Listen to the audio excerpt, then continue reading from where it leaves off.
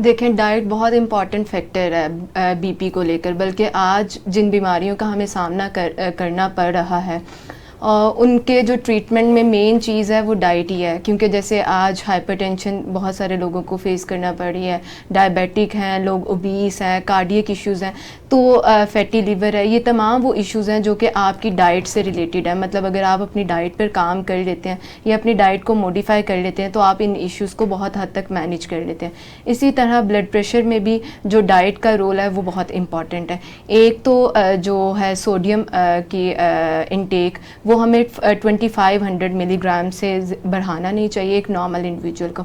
लेकिन अगर आप हाइपरटेंसिव हैं, आपका लाइफस्टाइल कैसा है, फिज़िकल एक्टिविटी और आपके जेंडर के अकॉर्डिंगली इस जो मैंने बताया 2500 मिलीग्राम सोडियम, इसकी जो अमाउंट है वो कम ज़्यादा होगी, ठीक है।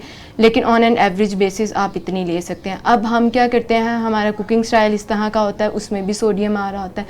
फिर हमारे गार्निशिंग स्टाइल्स इस तरह के होते हैं, हम ऊपर भी हर चीज़ में सॉल्ट को स्प्रिंकल कर रहे होते हैं, ये एक्सपेक्ट करते हुए ये तो एक पिंच ही है। लेकिन वो जो एक पिंच है, आपकी अगर रिकमेंडेशंस देखी जाए 2500 मिलीग्राम, तो वो 1 टीस्पून बनता है। तो 1 टीस्पून जो हमारी रिक्वायरमेंट है वो तो जो हम 3 टाइम खाना खाते हैं या स्नैक्स लेते हैं वो उसमें पूरी हो जाती है। तो ज़रूरत नहीं पड़ती कि हम एडिशनली अपने फूड्स में ऐड करें। फिर हम इस चीज़ को मैनेज कैसे करते हैं, एक तो ये कि हम अपने सोडियम का इंटेक बढ़ा रहे होते हैं, हम एक अनहेल्दी वे चूज़ कर रहे होते हैं। सेकेंडली हम क्या करते हैं, जब हम देखते हैं कि हम हाइपरटेंसिव हो गए हैं, हम अपनी डाइट में से हेल्दी सोर्सेज को ऑमिट करना शुरू कर देंगे, ये एक्सपेक्ट करते हुए कि भाई अब तो मैं हाइपरटेंसिव हूँ, मुझे ये हेल्दी चीज़ें छोड़नी है। वो हेल्दी चीज़ें नहीं छोड़नी, ठीक है। आपने उनका जो कुकिंग स्टाइल है और जो ईटिंग पैटर्न है वो चेंज करना है। जैसे इसमें एक सिंपल सी एग्जांपल ये है कि अब जैसे 30+ इंडिविजुअल्स को भी हाइपरटेंसिव वो हैं, तो वो क्या करेंगे, अच्छा मैं हाइपरटेंसिव हूँ, जंक फूड भी लेंगे, फास्ट फूड भी लेंगे, कार्बोनेटेड बेवरेजेस भी ले रहे हैं,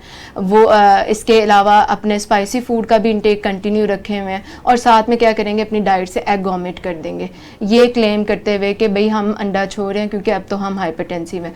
अंडा कल्प्रिट नहीं है, डायरेक्ट कल्प्रिट तो वो चीज़ें हैं जो आपकी कंटिन्यू है और जिनको आपने अभी भी कंटिन्यू रखा हुआ है, ठीक है। और या आपका कुकिंग स्टाइल, मतलब आप एग फ्राई कर रहे हैं, आप उसको गंदे वाले ऑयल में, मतलब अनसेचुरेटेड फैट में उसको फ्राई कर रहे हैं, फिर उसके बाद उस पर सॉल्ट स्प्रिंकल कर रहे हैं, तो इस तरह से अंडा आपके लिए एक ख़तरनाक चीज़ हो सकता है। अदरवाइज़ अगर आप इसको बॉयल फॉर्म में लें तो इट्स गुड टू गो।